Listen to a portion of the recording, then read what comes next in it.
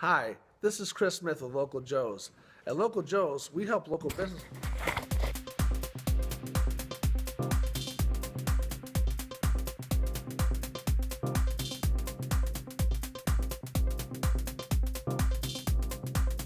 Hi, this is Chris Smith with Local Joe's.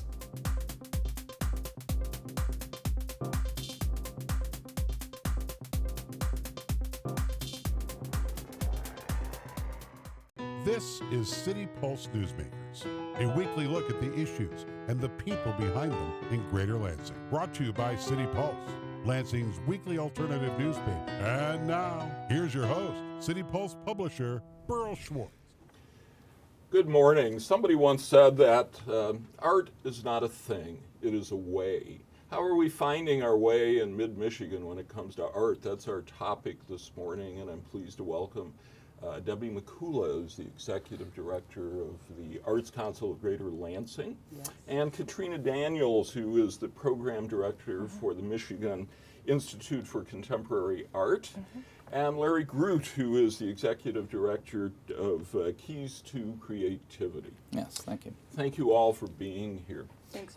Debbie, let's start with you. The Arts Council has a broad reach. I don't think people really realize how important it is to the arts in our community. And just what is the community as defined by the Arts Council? Really two communities. One is based on who is producing art, so our artists and our arts and cultural organizations and our festivals. And then we have kind of the supporters of the arts and those who are maybe our contributors and those who attend events. And so kind of more general public kinds of individuals. But it's how we mesh them together and how we connect the dot between those who are producing, so that silo of lots of really creative and talented individuals, and how we then take them out into the community. We bridge them into the community so that the impact isn't just individual, it is really collective. And how and using that, how we're taking, I think, the community to new places through the lens of the arts. So we're driving economic and community development through this arts silo over here. And define the community geographically. Our community is the Tri-Counties, so Ingham, Eaton, and Clinton. And all of our organizations are either based here, and our artists, while we tend to want them to live in these three counties, artists can work anywhere, but as long as they're doing a majority of their art here in the Tri-Counties, we feel that we can connect with them and include them within kind of the bigger picture. There's thousands of artists in the Tri-Counties, and we have about 100, maybe to 125 arts and cultural organizations, which includes a lot of our festivals and things like that too. So. And how are you funded? We are funded through primarily through grants and contributions. So Michigan Council for Arts and Cultural Affairs is one of our largest grantors. We have contributions from MSU Federal Credit Union, through Ingham County, hotel motel tax. We have a lot of in-kind donations that are coming in to kind of supplement some of the work that we're doing. We do the billboards out in the Tri-Counties with our partner Adams Outdoor Advertising. So lots of different places, but it's a wonderful kind of percentage from each of those different areas, from individuals, from corporations, from foundations, and we're able to support about a $600,000 budget over the course of the year. And your offices, I know, are on Turner Street. As a matter of fact, that's where City Pulse started. Exactly. That office. And right next door, with the door connecting them, is MICA, the Michigan Institute for Contemporary Art. People may not realize MICA is the sponsor of Jazz Fest and Blues Fest, obviously Yes. huge enterprises, but Yes. Katrina, tell us more about what MICA does. Sure. So our mission, we are a 501c3 nonprofit. Our mission is to be a catalyst for community development through quality arts programming. So like you mentioned that we're right next to the Arts Council, our physical space is a contemporary art gallery, which we use for programming. We have everything from dance, poetry, storytelling, we really run the gamut in terms of the arts that we bring in that space. And it's really a wonderful space for the community to come into. We always have, it's free admission. We have a variety of different things happening. And one of my roles is to develop programming that connects with the visual art and then the community as well. And then, like you said, we produce the Jazz Fest and Blues Fest, which are really these kind of anchor festivals here in the community. They bring about 7,000 people in. They're huge, they're free to the community. That has a huge, like you mentioned, the economic impact of bringing people in from outside, really around the state, and having them experience Old Town, and then they shop at the other businesses and they patron, the community, and we bring in master musicians, we have children's educational programming, food, art vendors, and it's a wonderful experience, and we get ages, infants, to people, up in their 90s who come and join us for those festivals. And this year, City Pulse and MICA are joining efforts to launch the City Pulse River Rock Festival, which will be the second weekend in June. We're going to have a big announcement about a band for that, but I'm excited to be working with you on that. Oh, we're so excited. That's our newest festival, the Grand American Fish Rodeo Festival at Adado Riverfront Park, and it really celebrates the conservation and waterways of Michigan.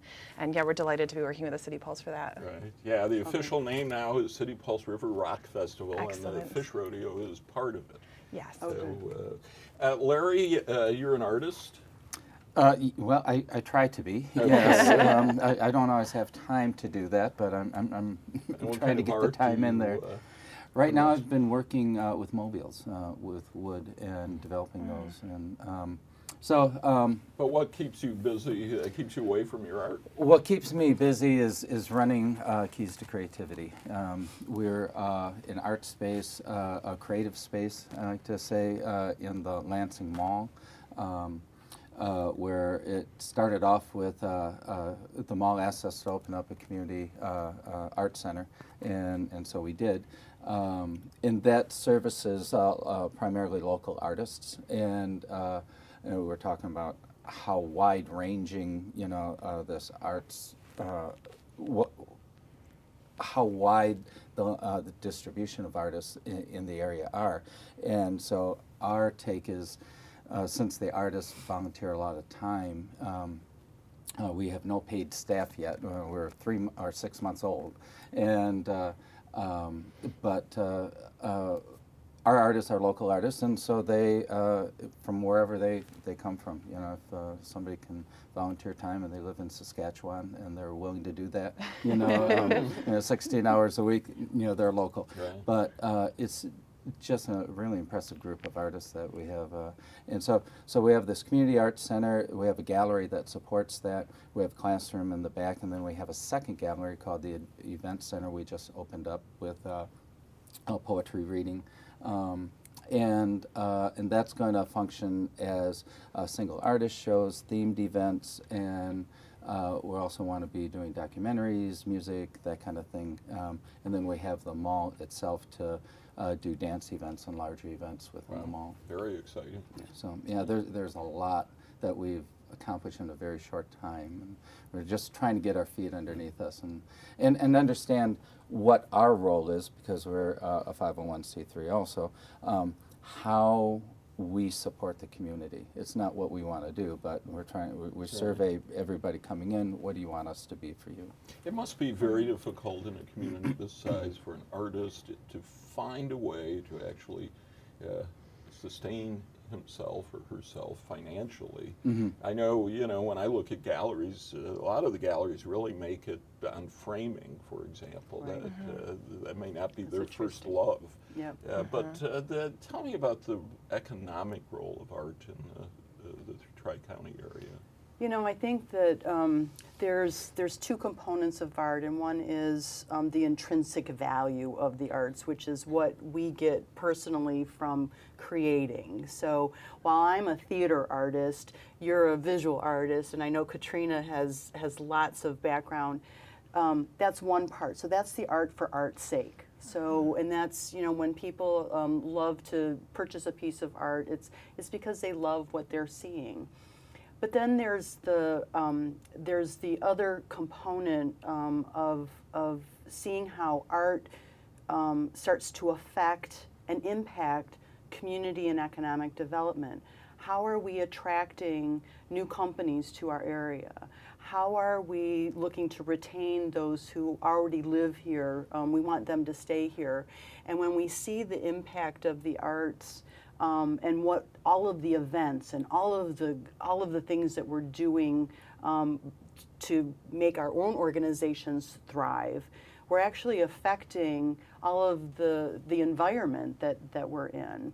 And we're now starting to see maybe the bigger impact when as many things that are happening within our community, we're starting to see other businesses going, hey, it's not such a, you know, it's not a bad place to be. Wow, there's a lot going on. My wife and my kids, who I'm bringing with me to, you know, to be a part of this community, there will be things for them to do. So we're starting to, I think we're starting to see kind of the bigger picture of what this means to, you know, to the community and the impact that we're making. And I think, again, everybody works in this, you know, works in this collective. When we see that collective out in the community, we see the impact that the arts are making within it. So we're seeing new sculptures, a lot of public art. We're seeing... And you mentioned earlier when we were talking, you mentioned LEAP, Lansing Economic Area Partnership. Yeah. What has been their role? LEAP's role is about economic development in terms of how to attract and retain talent.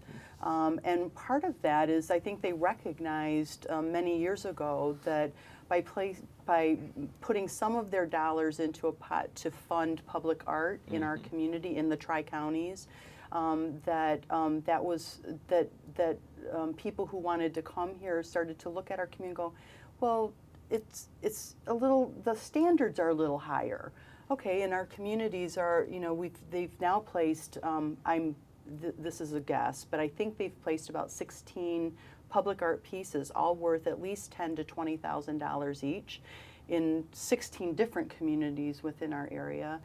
And the people who are coming to live here and to work here start to see that as a kind of a higher class. And I think we're not quite world class yet, but we're certainly not in the, you know, in the bottom stratosphere of all of this. Yeah, and when we were doing our studies for the Keys in the Cities project, that one of the things that we were interested in is how important is art within the community. And that is one of the huge things that will retain the community, the citizenry, into a neighborhood area.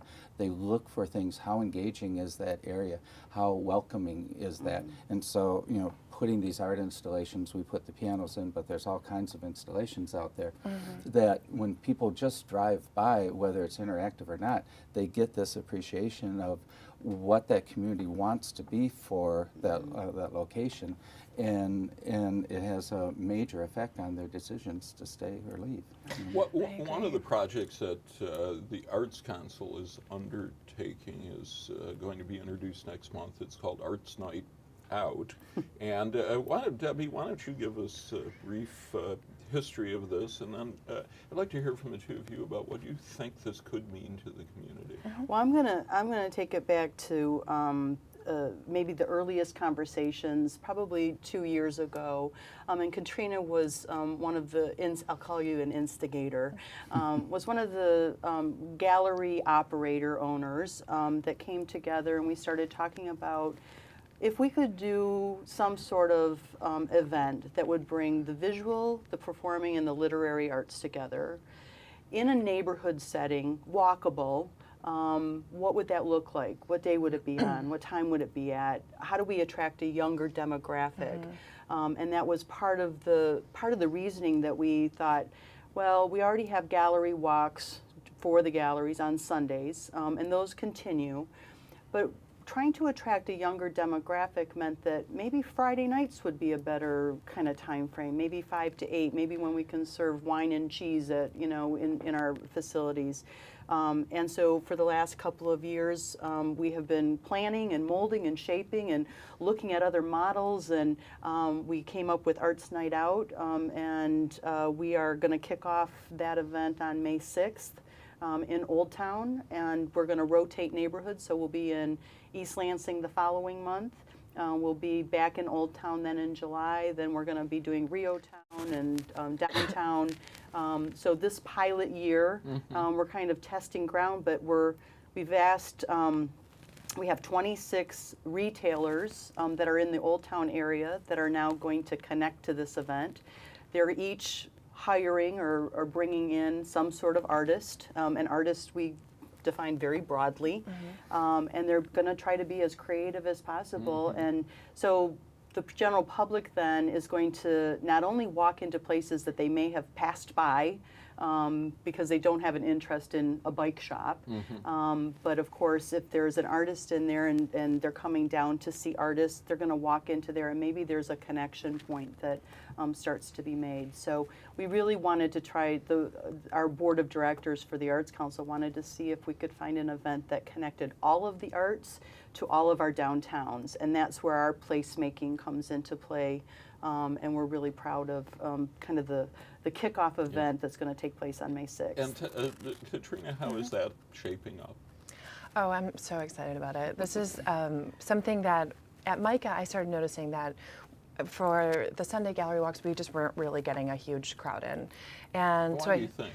I think part of it is we don't have, it's growing, but we don't have a huge brunch culture here in comparison to some place, maybe like Chicago or New York.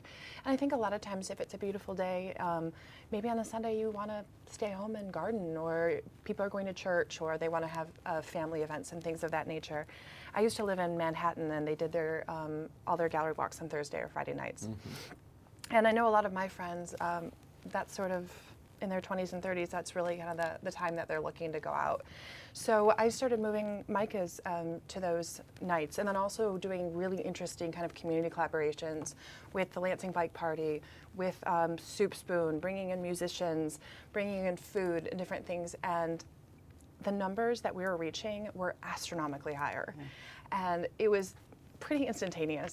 And I want to make sure that we're engaging the entire community, but I was noticing that at MICA, at least, we weren't really bringing in people in their 20s and 30s and 40s as much as I had hoped. So I found that by moving to Friday nights and then doing these interesting collaborations, our patron reach was so much bigger.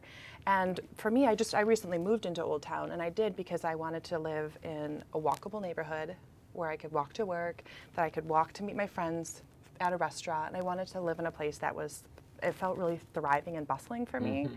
And that's one of the things I'm so excited about this for Arts Night Out, is because keeping it saturating Old Town, or saturating, Rio Town, things of that nature, we're going to flood this community with people who may not have come here before, and it's walkable.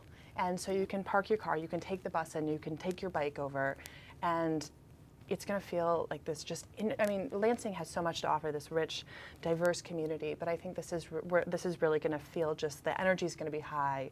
I'm so excited for it. We're going to see successful. You're out at Lansing Mall, so you're not going to be part of the rotation. How do you feel about it? Oh, well, I think will. it's great. I think what will advance this whole Tri-County area is the success of these smaller neighborhoods and pushing that. And that's one of the things that if you come into the gallery, right to your right, there's a whole table full of events that are going on outside our area. And so partnering with that, I'm not really a competitive kind of person type thing, it's supporting everybody.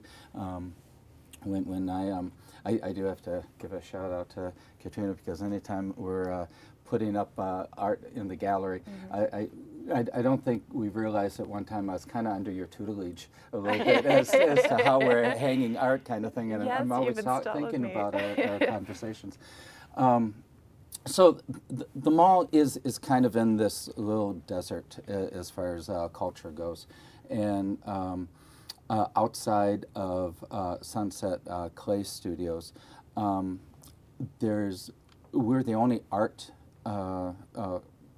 gallery classroom area in a 120 square mile area, and but one of the problems that a lot of galleries, and Katrina was telling me about this, is that they have is to get people coming into their doors. And being in the mall, it's a little bit different because we have people in the mall all the time, and one of the rules in the mall is that you can walk into any store that you want to. We still have found that people will stop at our threshold and just kind of peer in, and no, I can see everything from here, you know. Yeah. And I kind of want to have a sign out in front of the door that says, absolutely do not buy anything, but you are required to come in and look at the art. And so, but yeah, we're kind of in this outer ring, and what I would like to do, I love the name because there are communities like Bath and DeWitt and St. John's and Charlotte, Grand Ledge and Mason and Williamston that have these galleries in this arts outer ring, and I would like to explore developing that too, for the very same reason, because the cultures within these neighborhoods of Old Town and Rio Town, these other neighborhoods, each town has something unique to offer, and I think, you know, if we push that forward, we're going to find that's an advantage for all of us. Those are the key words, uniqueness. So what does the art bring to this community? Uniqueness, authenticity, and the creative. So we have the ability to give our citizens something very unique based on those who live here and work here and are a part of this community. We are unlike any other community in the world, but it's based on those who are contributing all of that. And I guess what we all believe is that we're contributing to the uniqueness of what makes Lansing Lansing. Right. It's us. So, and if we can continue to build that momentum, while we're maybe not competitive with each other, if we begin to support each other and continue to build the support network amongst all of the organizations, and we continue to promote each of those organizations, there will be more happening. There'll be continually more happening to continue to make this community a better place, you know, to live, work, visit, play, learn, whatever you want to talk about. And City Pulse is the media sponsor for Yes, you are. Arts Night Out, and in our April 27th issue, we'll have a special 4-page pull-out section so you can find out everything you need to know about what's going on. And then every month there'll be a page devoted to Arts Night Out. Let's talk within our remaining time about the challenges of funding the Arts Council and art in general in our Tri-County area. I know the recession had to be tough. And I know the city of Lansing did not embrace an idea for helping support public art. How are things today? I think they're thriving. So, but it can always be more. So we struggle. I think every organization in our membership struggles. We go ask the same people for money. We ask the same foundations and the same corporations for, you know, the same kinds of requests. I think this area is small. So I think we're competing for those dollars. But I think we've all maybe found our niche. But we can always use more. There's always more needed to kind of grow it and to make it more, make our community thrive in a different way. So. Something we're undertaking that'll help a little bit is called Summer of Art. City Pulse throughout the summer, beginning on May 27th, will have its cover is done by local artists. They are submitting original art to the Arts Council's website, LansingArts.org. That's correct. And the art that is selected, then the artist will be asked to donate that art to the Arts Council, which in turn will auction the art at its annual Holiday Glitter fundraising event in December. And the artist will win too, because there will be a 30% commission on whatever that is. Katrina, financing MICA, how is that? Sure. So we're in the same boat as the Arts Council in that we look at the NEA, the National Endowment for the Arts. We also have grants from the MCACA. Our festivals are also fundraisers for us. Those, although they are free, we do get their sales, like beer sales, that help to keep us open. We do have art sales, but you know, it's a you know, a day-to-day kind of struggle. We're always looking at the books and hoping, how do we build our programming? How do we increase our reach?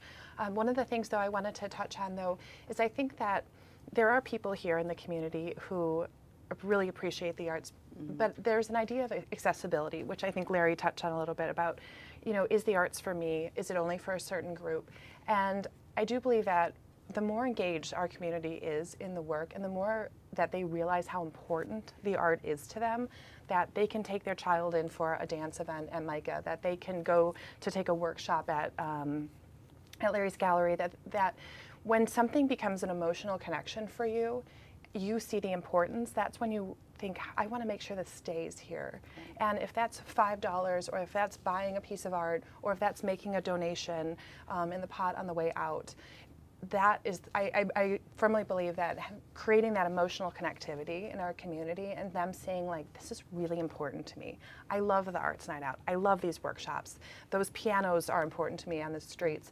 And they think, this is an important part of Lansing. I want to make sure this is here. I think that's the one where we're going to engage more patrons, and I think we'll see funding increase. It's really important to note, too, that even if they don't participate, they know it's helping to build the community in a different way. They know that my community, the one that I live in, has opportunities for maybe my neighbor, maybe my kids, maybe not me, but maybe for others.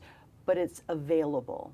And I think that's all we can ask for. We know we're not going to, you know, hit every single person in the world, you know, or in this community, but to know that we have the opportunity and the availability of the arts activities that could touch just about anybody. Are they festival lovers? Right. Do they want to go into a gallery? Do they want to paint something? Everybody wants to do something different, and will connect to the arts in a whole different way. Larry, before we go, will the pianos be back out this summer? Pianos are going back out. I was just involved in conversation with East Lansing this morning, and we're doing pianos out there. We'll do a piano in Old Town over by the general store. Oh, great. And Charlotte is getting 3 pianos this year. And there's been pianos that are in indoor locations that are still accessible to the public. Well, I've got a project for whoever wants to undertake it, which is painting City Pulse news boxes. We have one painted one at the Golden Harvest. Wow. That would be an amazing product. Wouldn't that be Yeah. great? Yeah. So, well, I want to thank Debbie McCula from the Arts Thank Council of you. Greater Lansing, Katrina Daniels from MICA, Larry Groot from Keys to Creativity. Thank you all for tuning in. Remember, April 27th issue, special pull-out section on the new Arts Night Out. Have a great weekend.